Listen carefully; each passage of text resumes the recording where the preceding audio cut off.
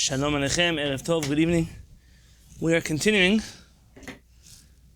in the next shiur in the writings of Rabbi Chaim David Halevy.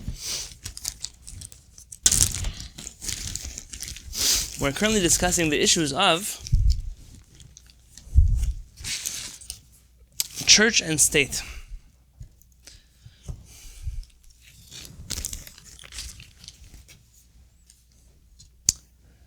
If I can, just an aside, we usually talk about issues of church and state as they relate to what happens when the church controls the state. Everyone's fear is what happens when religion is forced on me. Very few people discuss, at least in my understanding, what happens when the state controls the church. So what happens when the chief rabbinate's office works for the Prime Minister's office? What happens when all of a sudden to be a rabbi you must be a politician? Not in the way that you must control politics, but in the way in which politics control you. I recently came across a very disturbing letter from one of the chief rabbis in which it is very clear that the whole entire letter is politically motivated. And it's frightening. It's frightening to think of what would happen if the same people who control our governments would end up controlling our religion. But perhaps that's a shiur for another time, not for right now. In Europe there was such a situation. So in Europe there were chief rabbis that were appointed by the government. This also happened in certain Sephardic countries. Is anyone familiar with the writings of Professor Yaron Harel? Have you heard of this name? He has a book, I don't recall the name offhand, it's on my shelf at home, about the chief rabbis of Syria, and that region of the world, perhaps Lebanon also, I don't remember which other countries he covered there, in which point in history the chief rabbis stopped being appointed by the communities and began to be appointed by the government, and then you see the decline of not just the scholarship of the chief rabbis, but the influence of the chief rabbis, because nobody wants a chief rabbi who was appointed for us by politicians, then non-Jewish politicians, today perhaps politicians that don't know anything about Judaism. It started way back in Babylon with the Resh Galuta. No, that's not appointed by the politicians. Resh Galuta was a Jewish leader. Here I'm talking about who gives the chief rabbi his power. What makes the chief rabbi of Israel the chief rabbi of Israel? Politician, they elect them. So what makes him? So is he the chief rabbi? It had to be musmach by a rabbi before. What? Why does it matter to me what a rabbi appointed by politicians who do not believe in the Torah, what do I care what he thinks? If he determines somebody's Jewish or someone is not Jewish, or what you can do in Shabbat, we cannot do in Shabbat, what do I care? I'll give you an example. Let's look at Ashkenazim, because Sephardim get very offended by their chief rabbis. Ashkenazim don't get offended by their chief rabbis. Why? The chief Ashkenazi rabbi is not the primary Torah scholar of the Ashkenazi community. Ashkenazim in this regard have a little more brains than our fellow Sephardim about how to look at government-appointed rabbis. An example perhaps in the last generation, so nobody gets offended today. Give me a name of a good chief rabbi, a nice one recently, not like the early years of the state of Israel. Rabbi Lau, the father. I'm going to talk about Rabbi Lau, the father. Rabbi Lau, the father, was he a Torah scholar? Is he a Torah scholar? Yes. Yes. Did people like him? Yeah. Yes, of course. He is still, until today, a very beloved person. When you look at the Ashkenazi community in Israel and outside of Israel, who were their main rabbis they went to for halachic decisions? And I'm going to just add, was Rav Lau one of the top 5 or 10 or 20 of them? No. Absolutely not. So, like Rabbi Yashuv and the ones. Kamenetsky. At least for the Charedim, they have theirs, I'm sure. I'm sure the Mono-Orthodox community had theirs, the Tilumi community will have theirs. But everyone agrees the chief rabbi is not the chief rabbi in more than just title. Somehow by the Sephardim, it's the mentality is, well, he wears the robe, he wears the turban, must be, he's also the rabbi of the whole world. And therefore, whatever he says is binding on all the Jews across humanity, and it's an embarrassing situation, but L'maseh, that's what happens when politics controls the church, and when the state controls the church. Today we're talking about the other fear. The fear is what happens if the church will control the state, and we've seen very often throughout history what happens to governments that are ruled by religious law. And so that brings me to page 50 of our PDF where we left off. And we were just mentioning that even though Batei Din throughout history have adjusted Jewish law to fit that generation, and last week I read to you a little bit briefly from the writings of Rav Uziel, that in every generation we have to re-examine halachot and analyze halachot, and every posek is not allowed to just pull a book off the shelf and tell people what to do, but rather must truly own the source material, analyze the origins of a halakha, determine whether it fits for this generation, for the people. They mentioned Rav Uziel, the Torah should not get rusty things break. Here, we're continuing on that train of thought that even though Batei Din have adjusted, updated, shifted certain things, that they never violated that which we will call, for the sake of today's conversation, the spirit of the Torah. They never made a law outlawing what's actually written in the Torah, but rather things were adjusted, or shifted, or added, or amended. And that brings us to the middle of page 50. Lichora, Yishal HaShoel. Apparently, the one who wishes to ask questions will ask the following question. הסדרת חיי חברת תקינים בכל מדינה מודרנית מסור בידי הזרוע המחוקקת והזרוע השופטת.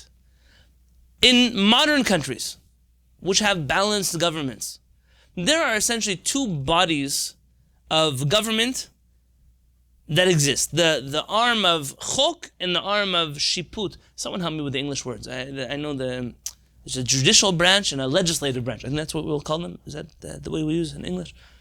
Meaning, you have those who make laws and those who judge.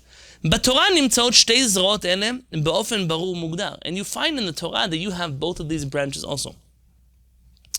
אלה המשפטים אשר תשים לפניהם. These are the laws which you shall place before the people. שופטים ושוטרים תיתן לך בכל שעריך. You must place officers and judges in all of your gates. The language of sha'arecha, I've told you before. What is Shaar? Why Shaar? Why would you put the judges at the entrance of a city?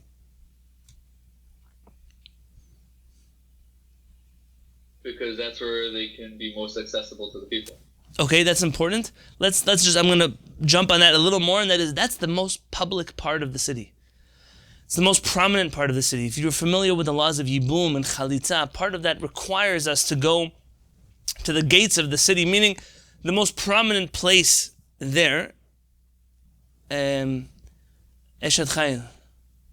We talk about her husband who sits where? The Hebrews Basha'arim, he sits in the gates. What are the gates? What's special about the gates? Usually by us, the people sitting by the gates are the ones collecting money. But the gates are a place of prominence. That's where you place אלה המשפטים, ושפטו את העם משפט צדק. And these people, the officers and the judges, would judge the people משפט צדק, a righteous judgment. הנה הם המשפטים, והנה השופטים. So you have both the legislative branch and the judicial branch. מה נשאר איפה לחברה לעשות למען תיקון סדריה בהתאם לצורכי התפתחותה? So, we mentioned before, Harav Kook left us off last week saying that people, the citizens of a country, even a Jewish country, have the right to give input and to adjust the laws, the civil laws at least, not the religious ones per se, but the civil laws can be adjusted for every time and every place based on the needs of that society. Well, if HaKadosh Baruch Hu gives laws, and there are judges and officers that are meant to enforce these laws, then where is the place of an average citizen, or let's say not just an average citizen, of any human body, to influence and impact the laws based on the needs of the generation?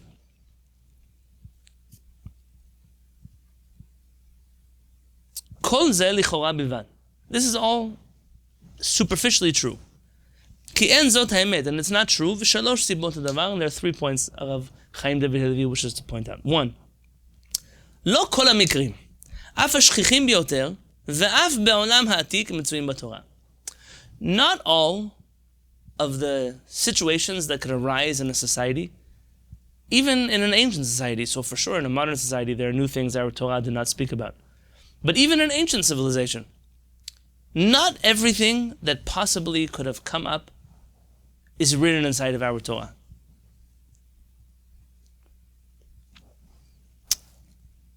Meaning, there are gaps which human beings must fill. What are you going to do? They're not there. By the way, even in the Torah we find that there are certain situations which HaKadosh Baruch Hu did not yet tell Moshe Rabbeinu, and Moshe Rabbeinu had to figure them out. Give me an example.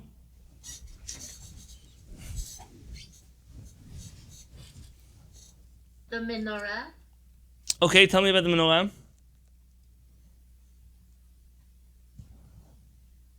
That he didn't know exactly how it was going to be made. Okay, fine. Like he knew how it should look. Correct? Am I getting that right, or am I mixing that up? I'm thinking of another example. Someone tell me of an example relating to people and civil law that Moshe Rabbeinu, I really didn't know. The daughters of Zelophehad. Very good. The daughters of Tzilofchad, right? The daughters of Tzilofchad, they come. What's their whole complaint? What do they want? Inheritance. So what's the story? Tell me the story. They came to Moshe and they say, why just because we are girls, we cannot get part of our father's land. Now they were in the desert. They're asking a land in Israel. That's very amazing. What does Moshe Rabbeinu tell them? That he need to come back to them. So what's he going to do in the meanwhile? Not so fair. Oh, very good. He's going to ask HaKadosh Baruch Hu. Moshe Rabbeinu is going to talk to HaKadosh Baruch Hu and get back to them. By the way, that's an incredible thing to be able to have access to HaKadosh Baruch Hu, but it's not the only place and time where we are going to not know what to do, and therefore we need to figure out a new halakha. Do you know where the Torah tells us that? The Torah actually has a formula for this. What happens when there's a halakha that is unknown?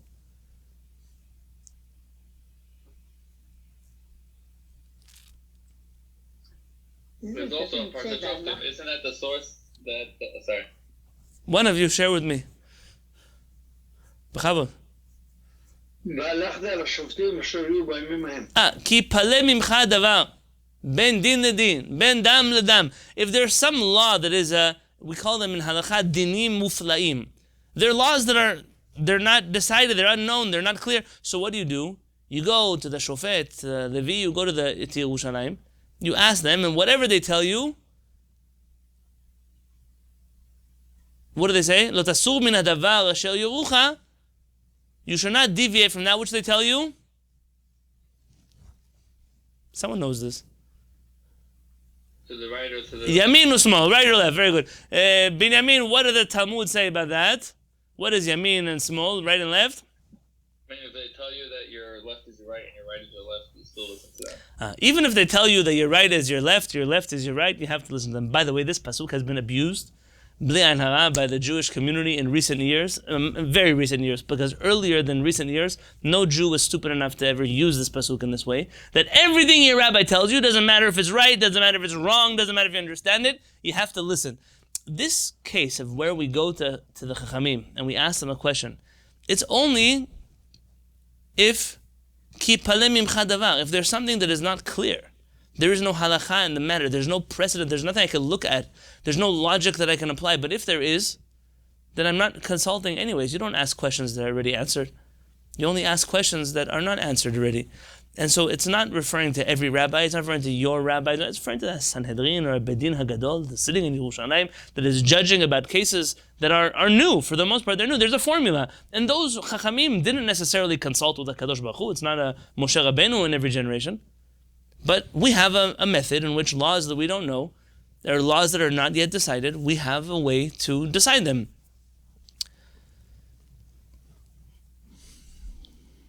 So I mentioned that one, number one. Number two, יש דרכים פשוטות ונוחות. By the way, I just if I can say, there is a passage of our Chachamim that also contradicts this interpretation of the verse. Al yamin shu smol v'asmol shu yamin. There is a passage of our Chachamim, and if you need an exact source, I can find it for you. I want to tell you it's in Masechet Hoayot, but I don't hold me to it. Our Chachamim say there is an opinion that to the contrary, you only listen to the Chachamim when they tell you yamin and smol, when the things they tell you make sense, when right is right and left is left. But you wouldn't listen to them in a situation in which right is left and left is right. And the Chachamim interpret this verse in two different ways. Sometimes you find this in the Talmud, that the Talmud interprets a verse two ways, and then we run with one of the commentaries, one of the interpretations. I'm not talking halachically, I'm talking even in Derasha. We sometimes choose one and then we run with it. And sometimes it's complicated because there are two different ways to read this verse, and maybe that one sits better. Yesh drachim pshutot v'nochot livisus chaye chevra tkinim. There are very easy and simple solutions that we have come up with as a society to manage people and to manage the population. Ve'elu einan nizkarot b'Torah, and they're not mentioned in the Torah. The book which is so wise, which is full of wisdom, clearly is missing some basic things that humanity was able to figure out without a Torah. And Gimel, efsharut ha'anasha al pi Torah. This is very important. The ability to punish people for violating the law according to the Torah, himin hadvarim hakashim biyoter, is one of the most difficult concepts to understand in the Torah. Some of you may be getting a little deja vu, because back in the day, we actually discussed the piece of Rabbeinu Nisim, of the Ran. Do you recall? We discussed the piece of the Ran between civil courts and religious courts that exist at the same time, operating simultaneously. Do you remember this piece? It's okay if you don't, because we're about to review it. So hold on and you'll remember soon. L'shem kach, in order to punish somebody for violating the law according to the Torah, dirusha edut raya mamash. V'lo hochachot misibatiyot. That must mean circumstantial evidence. Edim ksharim. So here's what you need. One, you need edei riyah. You need eyewitnesses.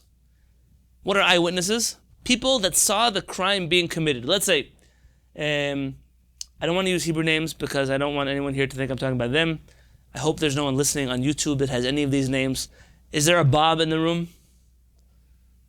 Is there a John in the room? Let's use Bob and John, okay? Bob kills John. Alav Shalom. What can you do? John is dead. Now, if I have witnesses that saw Bob take a knife and stab John, I can now... What kind of witnesses do I need, by the way, according to the Torah? You need two witnesses. Two witnesses. They warned him. That warned him first. Hey, don't do it. What else? There are men that can stand. They have to be men who can stand, who are over the age of bar mitzvah, who are, in some cases, let's go farther, who observe Torah mitzvot enough to be kasher witnesses in the court of Jewish law.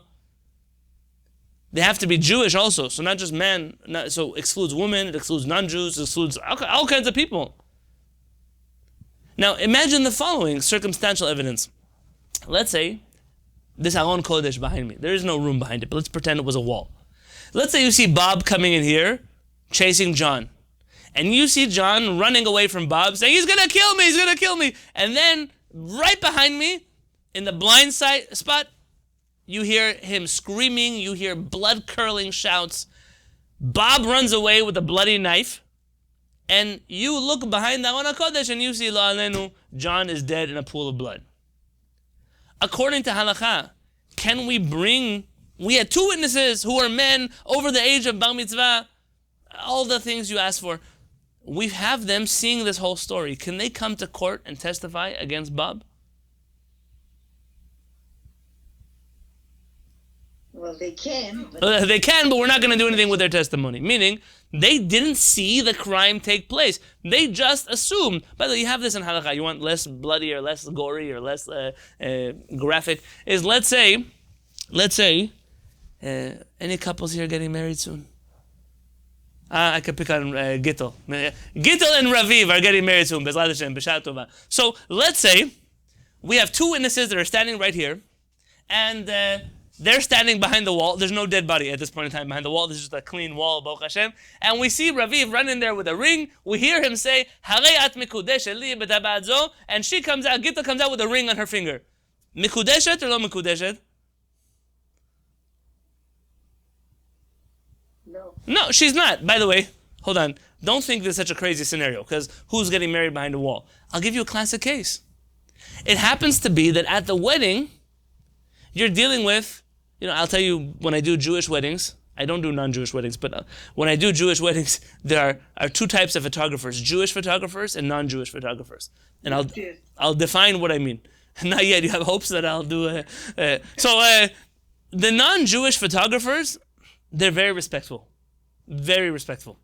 They come over, Rabbi, where can I stand? Do you allow flash photography? Is there any part of the ceremony you don't want me taking pictures of? Is there anywhere that I should stand or shouldn't stand? Or can I make noise? Can I tell them to pose? The Jewish photographers, I don't want to say anything bad, so all I'm going to say is sometimes I get knocked off of the platform, sometimes I get pushed out of the way. I'm the one doing the wedding, but sometimes that's how it works. So what happens now? That Raviv is going to give the ring to Gittel, and all of a sudden the photographer blocks the view for the witnesses. Are they married or not married? Now, you're going to tell me maybe there's hundreds of people from the other angle who can see it, but we only have two witnesses. Those same two witnesses are signed the ketubah. These are important halachot. Circumstantial evidence is inadmissible in a rabbinic court of law. And it's a very difficult thing because there are so many things that we can use, fingerprints, possibly even, I don't know what a video camera, I'm not familiar with modern halachic literature on the topic, but what is that considered if we have video footage? Is that really eyewitness footage or is it not? Yeah, but all of these things, I did see some teshuvot about testimony over video in front of a bedin, but that would be slightly different. Nonetheless, it's almost impossible in a bedin of halakha to convict someone of a crime. He continues. Edim ksharim, you have to have kasher witnesses. Hatra'ah, you have to have a warning. Kabbalat hatra'ah, it's not just enough to warn him. He has to say, I acknowledge your warning. I know that if I stab John, I will receive the death penalty. Ve'od, and more. כיצד אפשר לבסס חיי חברה תקינים במגבלות כה רבות ולכל הדעות אפשרות האנשה היא תנאי מוקדם לכך? How am I going to have a civilized society if everyone agrees that part of having a civilized society is that we have a way to keep criminals in check, to keep people from doing bad things? But if, according to Jewish law, it's almost impossible to convict somebody, how many crimes are witnessed by two people who give testimony, give warning, the criminal received the warning beforehand, they're all the right age, they're all the right gender, they're all the right level of religiosity, they're all from the right people, and all of that happens to go to the bedin.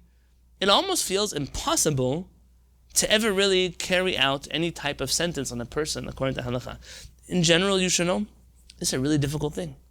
I have two God-fearing women who see someone commit a crime. Their testimony, according to the simple reading of halakha, it's not considered in a court of law. Two non-Jews that are upstanding citizens of the Jewish nation. How could that work? Imagine you have two members, Israeli citizens, who are not Jewish, but they're well recognized in their field, law-abiding citizens. If they were to witness something, according to halakha, seemingly their testimony would get thrown out also. If I have two men who are of the right religious persuasion, bakol mikol kol, and they see a crime, but they didn't have time to warn the criminal, so now there's a dead body. I drag him to court. We have two witnesses, all the right things, but they didn't have a chance to warn him. Then also he walks away from the crime.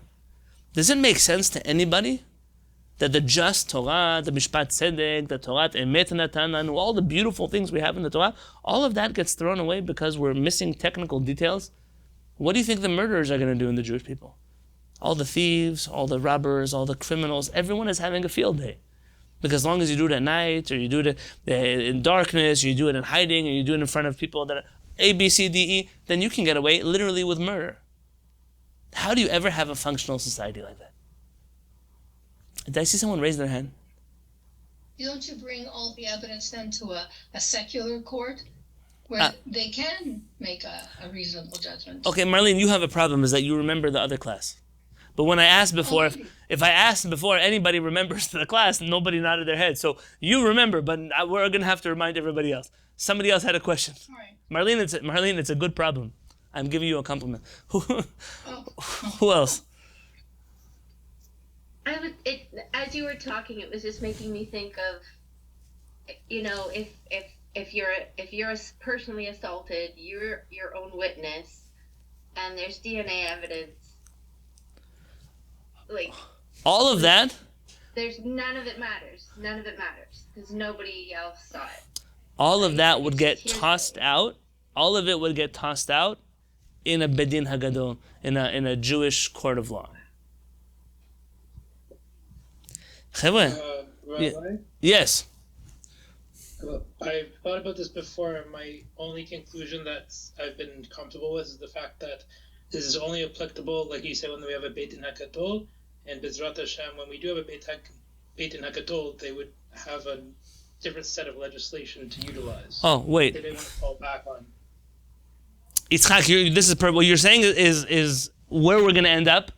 You and Marlene are both saying the same thing. Meaning, when you read halakha like this, it almost makes you feel. Remember last week I asked you, tefillin. Everyone knows tefillin are square. They're black. You put them on your arm. You put them on your head. You put them at this time of the day. You don't wear them another time of the day. Tzitzit. It's very clear. 4-cornered garments, yes. Other cornered garments, no. Wool. Every halakha, Shabbat, Kashrut, you name the halakha, and we have super clear parameters.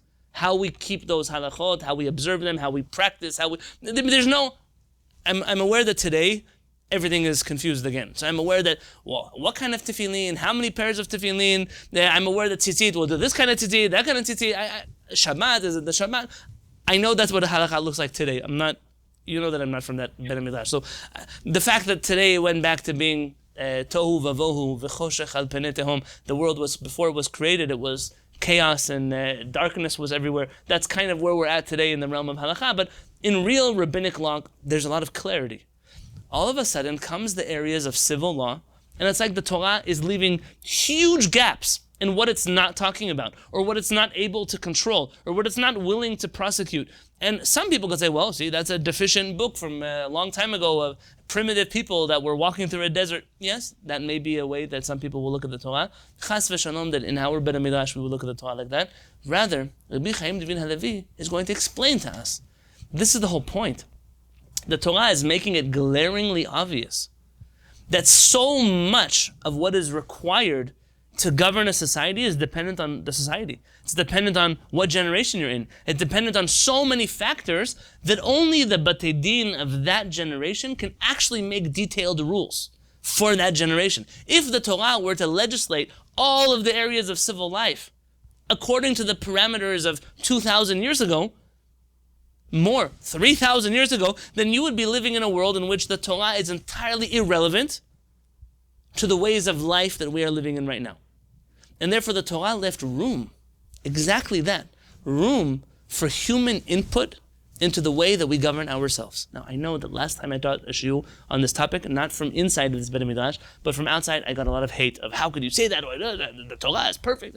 Chas v'shalom, that I'm telling you the Torah is not perfect. To the contrary, the Torah is so perfect that it left room for us to be able to constantly adjust and shift certain things. Tefillin is not changing from 3,000 years ago until today. But society changes. The status of women in society changes. The status of non-Jews in society changes. The status of what is considered an adult in society, that might change also. And so much of the way that we govern ourselves is dependent on where we are, who are we living with. And therefore the Torah intentionally, in order for it to remain relevant forever, leaves gaps.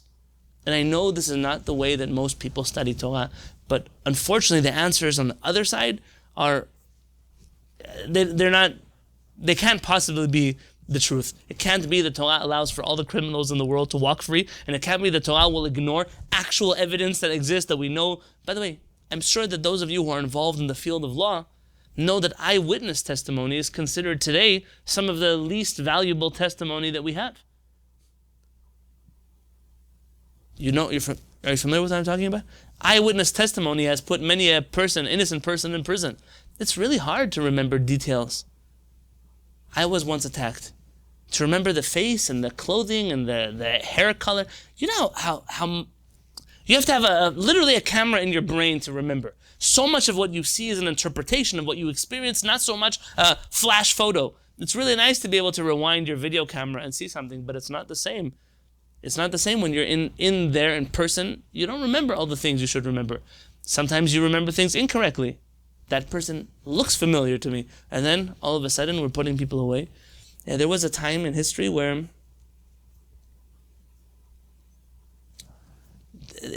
in the criminal justice world, there was a lot of reliance on bite marks and those kind of things, and angles of the bites. And the Innocence Project really dealt with showing how a lot of this testimony really isn't accurate. What was once considered foolproof evidence is not really so clear. Other things like fingerprints, we know fingerprints are, at least today, our understanding is that fingerprints are fingerprints. They're unique to the person who has them, and halakha doesn't even mention that. And so these are clearly things that we're going to read about right now. Hayaleh al hadat. Could it possibly enter one's mind? Shetorah man'a me'et ma'mineha. The Torah withheld from its believers, ha'olchim b'derech chukoteha u'mitzvoteha, who walk on her paths and according to her mitzvot. Efsharut pshuta lenihul chayei chevra tkinim, the simple ways of running a society. Al kagon ze oneh haran b'drashotav, and this is exactly what the Ran mentions in his drashot. Now, last time we read this, I believe I told you that while we attribute these discourses to the Ran, it could be that they're not, but we know them as Dirashot of Rabbeinu Nisim. Now, there's an English version. This is the same translation that is available on Sefaria. So if you go to Sefaria, it's Rabbi Shraga Silverstein. This is his translation of the Ran, and you can get it on Amazon for a few dollars.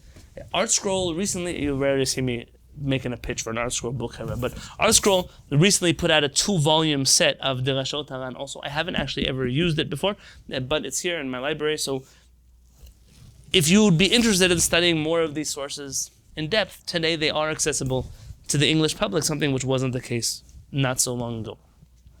Yaduahu, says the Ran. It's known, everyone knows.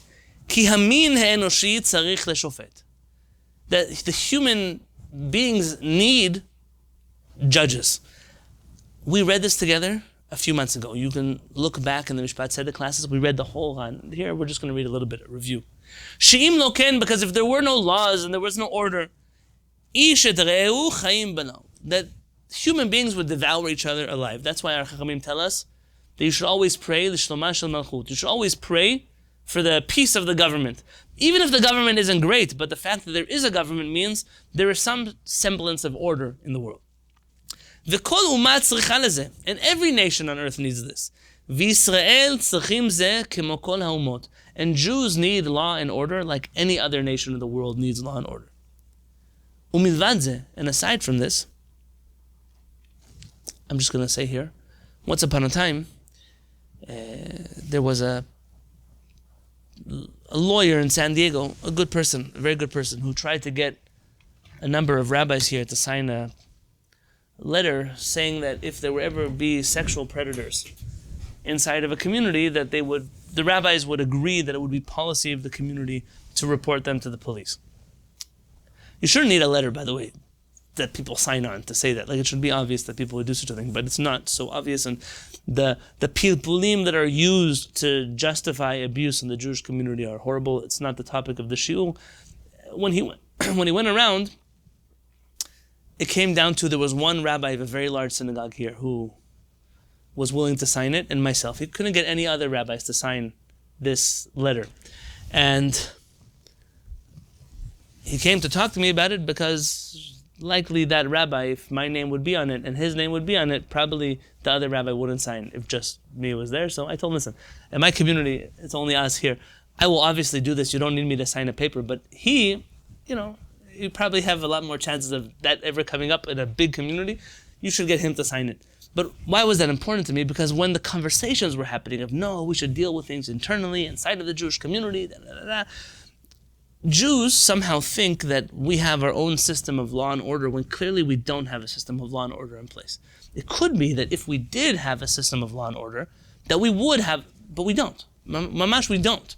And therefore to say we'll deal with it internally usually just means we're going to sweep it under the rug and we'll hide it or we'll move it somewhere else. Or if you've ever watched the movie Spotlight of the Catholic Church, and if you haven't, by the way, it's an important movie to watch, about how moving an abusive priest from one place to another place doesn't solve the problem. It just moves the problem around to other places, and we should never experience such things.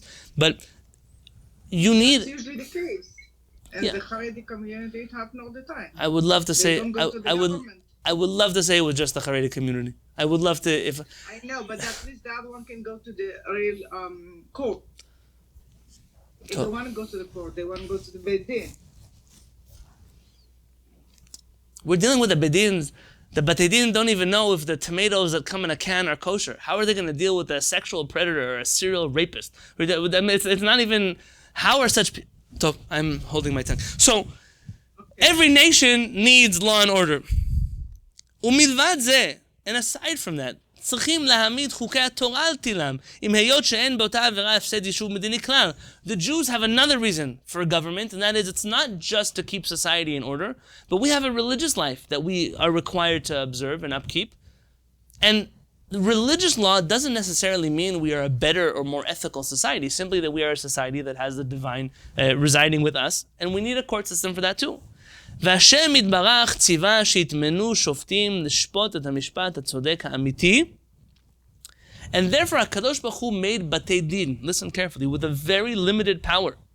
Because their job is only to execute pure righteous judgment. What is pure righteous judgment? According to the Torah, a murderer is only executed if there was warning, and he received the warning, and there were witnesses, and the witnesses were men, and they were over the age of Bar Mitzvah, and they were kasher witnesses. That is the jurisdiction of the Bedin.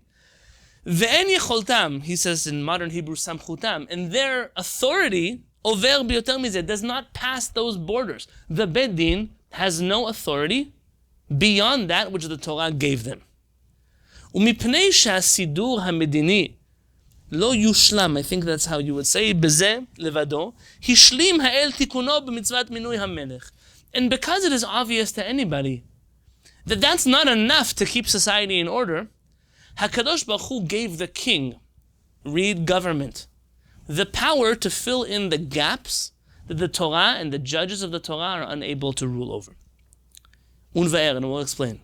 Harei shaninu, we learn, Masechet Sanhedrin, Tanu Rabbanan, the rabbis, when they interrogate the witnesses, they ask, Mikirim atem oto? Hitretem bo? Kibel hatra? Hitir atzmo lemita? Hemit toch kedei dibur? You know this? The Talmud here says, did you know who did you recognize this witness? Did you warn him? Did he receive the warning? Did he accept that he was going to die? Did he kill the person? What is toch kedei dibur? It's a halachic phrase. If someone says a bracha, you have to respond amen to the beracha, toch kedei dibur. What is toch kedei dibur? Translate the words for me. It has to be within a very short amount of time. A very short amount of time, the amount of time to say something. What are the... very good. Shalom alecha ribi. Hello to you, Rabbi, that's enough time. Did he make... It sounds comical. Was there a hefsek? Was there an interruption between when you warned them and when they killed the person? It seems like it's almost impossible to execute a person according to halakha. וזה משפט צדק אמיתי המסור לדיינים. And this is what it means, the true righteous law according to the Torah that was given to the dayanim. אבל אם לא נענש העובר כי מלדך זאת, but if we leave criminals only to be punished by such courts, יפסד הסידור המדיני לגמרי. I think the whole order of society will fall apart. שיתרבו שופכי דמים, will have an excessive amount of murderers, because everyone can get away with murder. לקח ציווה במצוות המלך, and that's why HaKadosh Baruch Hu commanded in the mitzvah of the king. והמלך יכול לדון שלא בהתראה, כפי שיראה שהוא צריך לקיבוץ המדיני. And the king has executive power to execute anybody. No witnesses, no warning, doesn't have to be a man, doesn't have to be anything. The king has the right to execute judgment in order to maintain the society's order. HaShoftim v'Sanhedrin. Okay, let's pause for a moment. So now essentially what the Ran is telling us is that there are two leaderships in the Jewish people, two forms of government that are judging the people. The Chachamim, the Dayanim, they deal with a very limited area of law that the Torah gave them the authority over. And then you have, I'm not going to call them secular courts. These also could be Talmidei Chachamim. It's not the case. Rather, It's the court system that is authorized by the king, because it's obvious to everybody that the king is not sitting there judging thousands of people on his own every day, but that the king has a system, laws that he put into play, watching the problems of society, saying, I cannot let murderers walk. If the Chachamim can do it, I will do it. I can take DNA evidence, machla. I can take testimony from a person who saw I can take testimony from a woman, from a non-Jew, from anything. The king is able, therefore, to maintain order in society. It's not Mishpat Tzedek Amiti, but it's definitely the true way to keep society in order. So then it begs the question, for what reason do we need the Shoftim in the first place? If they're not going to get involved in this area of life, then why are they there? What is the purpose of that area of law? And here the Ran throws out something, not everyone agrees, by the way, but here it's an interesting idea of the Ran. And the Ran says the following, HaShoftim v'Sanhedrin היה תכליתם לדון העם במשפט אמיתי צודק שימשך ממנו העניין האלוהי. As I discussed then at length, and as it relates to sacrifices, like the Ran mentions himself, there are certain things that we do because we're not just a Jewish people. We are a Jewish people that were chosen by a Kadosh Baruch Hu to be a dwelling place for His presence. And it seems that a Kadosh Baruch Hu gave the Jewish people not just a mission of having a just and civil society, but having a divine society. And in order for a Kadosh Baruch Hu, his divinity, and this is a little above my pay grade, yes, his divinity to be resting among the people, then there are courts and there are leaders whose whole purpose is to maintain the divinity and the divine experience and dwelling of a Kadosh Baruch Hu in the world. Similar to why we would offer sacrifices. בהמשך דבריו השווה הרב מינוי שופטים בישראל למצוות הקורבנות, ותכליתה לחול השפע האלוהי באומה וידבקו בה. It's in order to bring down the divine abundance into the world. I'm lacking some English phrases here, and for the Jewish people to be able to cling to it. בין יושלם ממנו סידור ענייני החברה עולה, ומפני זה אפשר שימצא בקצת משפטי האומות משהו יותר קרוב לתיקון הסידור המדיני ממה שימצא בקצת משפטי התורה. This is the Ran, and that's why you can find that there will be some areas of civil law that exist in non-Jewish countries or non-Jewish codes of law that are much better for society than that which you find in the Torah. ואין אנו חסרים בזה דבר. And we're not lacking anything at all. כי כל מה שיחסר מהתיקון הנזכר היה המלך משלימו. Because if the king feels, hey, that's a type of law that we need here, the king is not copying non-Jewish law. He's instituting an order of the king. That area of law should be governed by my laws, and the Chachamim have their own area of jurisdiction. וכאשר לא יהיה מלך בישראל, and when there will be no king in the Jewish people, השופט יכלול שני הכוחות, כוח השופט וכוח המלך. And in the situations where there is no king, then the Bedin itself takes on both roles. The role of the Sanhedrin and the role of the king. And that's what our Chachamim mean. וזה ששנינו, שמעתי שבדין מכים ועונשין שלא מן הדין. That our Chachamim have the right to punish people not according to halakha. What does it mean not according to halakha? They are halakha, no? They have the right to determine punishments that are going to be deterrents or going to be punitive or rehabilitative, whatever kind of punishment they feel is necessary, even though it's not the law that the Torah says, לעשות סייג לתורה, in order to protect the Torah, meaning to protect our society. And therefore there are times where the Chachamim wore both hats, that of the Chachamim and that of the king. But when there were both, so then there were two forms of government and two different courts of law.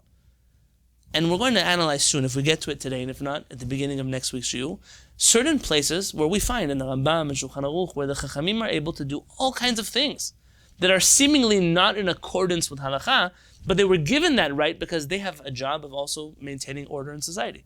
And that's exactly the proof that what the Ran is saying is not some theory, but this is the truth, that there are two different hats that the Batei Din wear.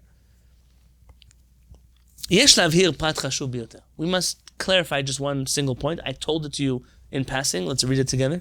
כי אין כל היגיון שהמלך עצמו היה יושב ודן את כל פושעי החברה שלא יכלו בית דין של תורה להענישם. There are some who wanted to say that only the king has the right to execute people or to punish people not in accordance with the Torah. And therefore, this whole theory cannot be correct because it could only be the king. It's obvious, says Rabbi Chaim David Halevy, that the king is not sitting there all day with petty criminals from morning till night judging them. V'hu davar she'en hasechel habari sovlo. This is not something the healthy brain is able to tolerate. It's a very interesting sentence. Healthy brains are very hard to come by.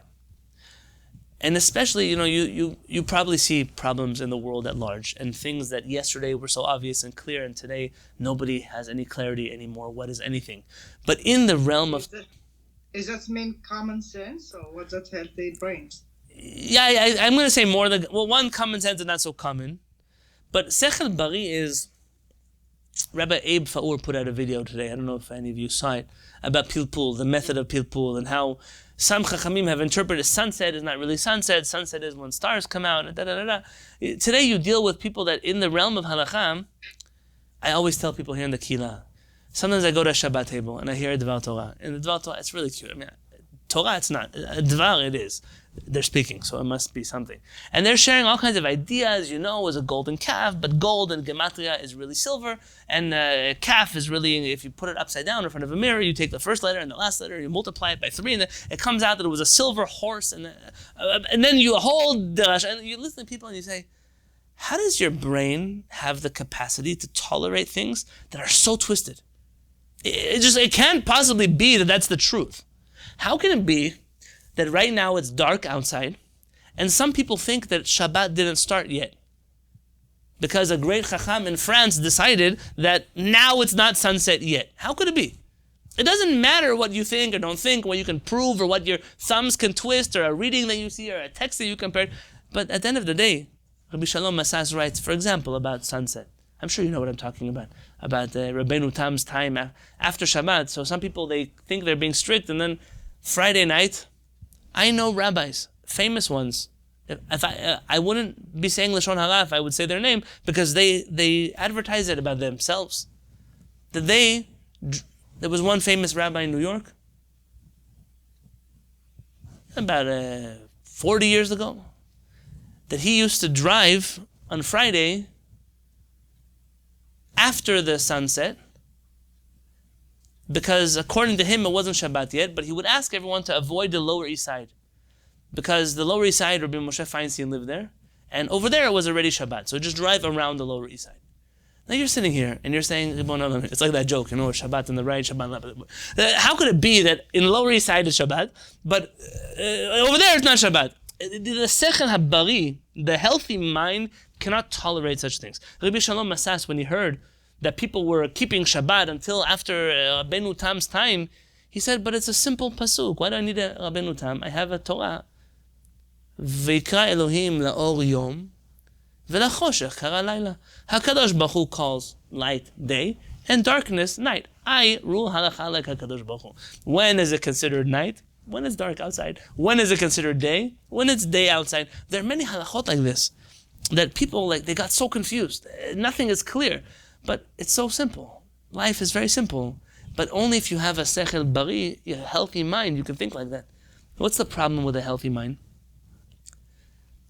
Very often, there are some diseases, you can get them, and you can heal yourself from them, and then you can go back to being healthy.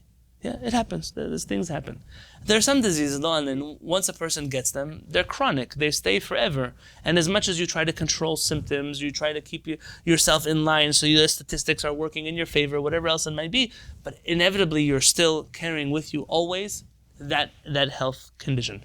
Now that's something you didn't choose. For the most part, the health conditions we have, those are not our choices. Some might be, but for the most part, I'm not blaming people for the health conditions we struggle with. But when it comes to your brain, if you take a piece of paper and you wrinkle it, and then you try to smooth it out, it's almost impossible to ever get a smooth piece of paper. A person who trains their mind to think in a convoluted way will have a very difficult time in the future ever accepting any method of thought that isn't convoluted. Sometimes you look at the people around you in the world, how can you believe the things you believe? You're not giving them the credit that they long ago were taught to think about things not clearly. And what you know is night and day, and you know is correct and incorrect, really they lack the capacity to be able to think in that way. It's why it's crucial for us to ensure that when we study Torah, we avoid certain things. I once asked Harav Peretz a question, a certain commentary wrote something about the Torah, and Harav Peretz asked me, why are you reading that commentary? That's what do you mean? That's part of the commentaries. He said, but that commentary will teach you to read things incorrectly. I'm not going to mention names, and no, it's not Rashi. And last time I said Rashi. No, but there are people that Baruch had beautiful minds, but they sometimes weren't thinking straight. This is what he's using. Sechel habari. It's a healthy mind. It's not just a common sense. It's a healthy mind. V'lachen, and therefore, nira kehegioni. It's very logical. She'hamelech haya masmich u'memane batei din memlachtiyim. That the king would appoint or deputize other courts of law that were civil courts of law, that they judged and punished and did all of that for him by his authority. So, by the power vested in me by the king, that's exactly how the court would operate. There is source for this in halakha. It's not the right place though to really get involved in it. עוד ברור, and it's very clear, שבתי דין ממלכתיים אלה היו דנים ללא ספק על פי חוקים ותקנות, שהמלכות התקינה לביסוס חיי חברה סדירים. And it's obvious not just that the king could delegate to other people, to other courts, but that those courts didn't just operate rogue, those courts operated based on a legal system that was put forth by the king himself. And this is something that I want us to review before the next class. And I'll tell you about that in just one moment. Homework popped up right before the shiur started. Let me read you one more paragraph before I call it a day. Od prat ha'ra'ui l'tzion. There's one more detail that we should point out. Shesamchuyot ha'malchut b'Yisrael. That when we talk about the ruling government, the king of the Jewish people, enam muknot l'melech bilvad. They're not just the authority of the king alone. Harav Kook in his book Mishpat Kohen. It's possible that one day we should read that letter together, but for right now, it's Mishpat Kohen. Section 144. Harav Kook writes the following: Ulinyan mishpat hamelucha shnogea lehanhagat haklal. The area of the king, the jurisdiction of the king as it relates to governing people and making society better. Vadai gam shoftim musmachim v'nsiim klaliyim bimkom melech hem omdim. The courts and the lawmakers that we have, that we've appointed as a Jewish people, those people also have that authority of a king. They're not kings in every right. I'm not going to tell you that the Prime Minister of Israel is a king, and when I'm far from that camp. I know there are people like that, but I'm not there. But it does mean they do have the authority to do things according to halakha that otherwise would have been given to batei din that belong to the king. I want to leave you off with some homework. And I know that sometimes people do more of their homework, sometimes less. It's not going to take you too long, but I think it will really drive home this point. In the Google Classroom at 8:25 tonight, popped up a little notification that said, please read these sections of the Rambam. Did you see that? If you didn't see it, it's because you're not in the New York classroom. So if you're not in the exclusive classroom for New York, send me a text message right after the shiur. I will add you to that classroom. Those sections of the Rambam, one from the laws of theft and lost property, one from the laws of, where else did I ask you to look? I asked you to look in the laws of murder, and I asked you to look in the laws of Sanhedrin, chapter 24. Those were the three areas of halakha. I want you to look at those areas of halakha, and then we're going to read them together next week when we begin the shiur. I think that a lot of what we read today is not just going to be a theory anymore, but you will see it clear as day in the writings of the Rambam. But unfortunately, it seems that when we teach halakha in public, that many people didn't really understand this concept. And I have a reason why perhaps most people don't talk about rabbinic courts and civil courts operating side by side, and it is likely that not every Jewish government in history utilized, to the extent that it could, this idea that they were able to fill in the gaps that the Torah left. But that's something we'll talk about in another shiur. For right now, I want to thank you for learning Torah with me. B'ezrat Hashem yitbarach, we will continue together next week on Monday night.